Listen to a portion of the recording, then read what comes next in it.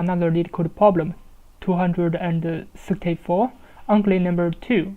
So we are giving, so an ugly number is a positive integer whose prime factors are limited to 2, 3, and 5. And giving an integer n, we want to return the nth ugly number. Yeah, let me explain it. So for number 1, it is an ugly number, so this is according to the example, otherwise we don't know it. Yeah, because from here we know that 1 is an ugly number. Then it is said 1 has no prime factors, therefore all of its prime factors are limited to. I don't know why it is said like that. Yeah, because the description can directly say that 1 is an ugly number. Yeah, but they said it like that, so 1 is an ugly number. And then for all other numbers, all its factors should be limited. All its prime factors should be limited to 2, 3, and 5. So for example, this number 4, it is 2 times 2, and this number 6, 2 times 3, and 9, 3 times 3. Yeah, so it means all the numbers is combined by all those factors, all those prime factors, and also including 1. Yeah, we can use priority queue or min heap to solve the problem. Yeah, so first of all, we are sure that number 1 must be the first number. Yeah, if we put the number 1 inside the heap, yeah, so the first step, we're gonna pop out this number 1. So what's gonna happen? If we pop out number 1, so 2, 3, and 5 will go inside the heap. Yeah, so this is the first step. So now the second step, we're gonna pop out the minimum number, so it's gonna be 2. Yeah, but what's gonna be inside? Let's say before we pop out 2, now we have 3 and 5, but we will pop inside what? 2 times 2, 2 times 3, and 2 times 5. It means we're gonna put 4, 6, and 10 inside. So this is the second step. So for example, if n is 1, we're gonna return 1 immediately.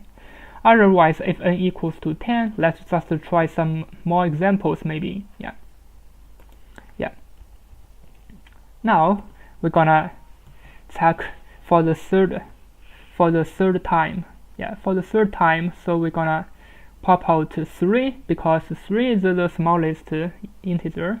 Yeah, but we're gonna put some other numbers inside. Yeah, let me just copy it. It is just 4, 5, 4, 6, 10. So 3 times 2, it is 6. It's already inside, so we don't do that. So we can use our has set to solve the problem, to solve the duplicate. And 3 times 3, it is 9. So we're gonna put 9 inside. And 3 times 5, it is 15. So we're gonna put 15 inside. Yeah. So up to now, we are sure we've already popped out like 1, 2, 3 numbers. So if n equals to 4, yeah, we are sure this number gonna be 4 because for the next time we're gonna pop out 4. So this is the step. Now let's try to code it up from here. So I'm gonna prepare a priority queue, and I'm gonna prepare a set to avoid the duplicate. Yeah. So inside the priority queue, I'm gonna put a 1 inside, and for the set, it's gonna be 1. Yeah. Now let's just try to check if we need anything else. I'm gonna add from here later. But now let's just try to try to implement this priority queue. So for I in range, this n minus 1, because I'm gonna pop out n minus 1 numbers, and for the last time I just pop out the last time, but up to here I'm gonna pop out 1 by 1. So my num would be heap pop with pq. So inside I'm gonna pop out this number 1. Yeah, and then for f for factor, let me name it as a factor. So for factor in 2, 3, 5,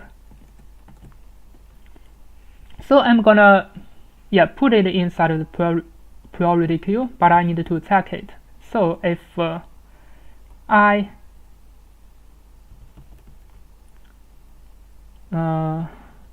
so if factor times num not in s, so s dot add factor times num and heap push, because I pop out, now I need to push it.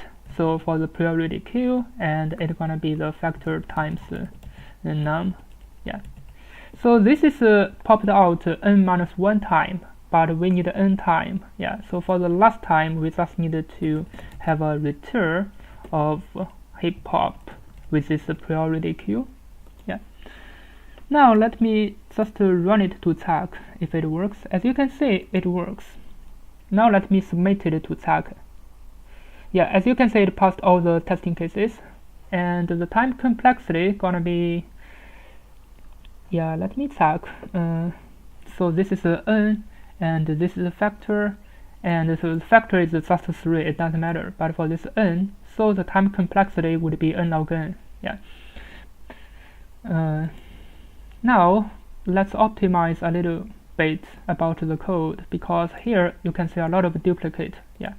So let me put it inside a result.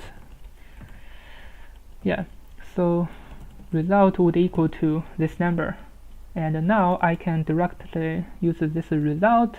I can end the result. So result is this number. So this is some writing style of Python. You can write you can make the code simplified. So like this way, result equal to that, but inside it's gonna execute this one, factor times num. So here we can use this result. Now let me submit it again. As you can see, it works. Thank you for watching. See you next time.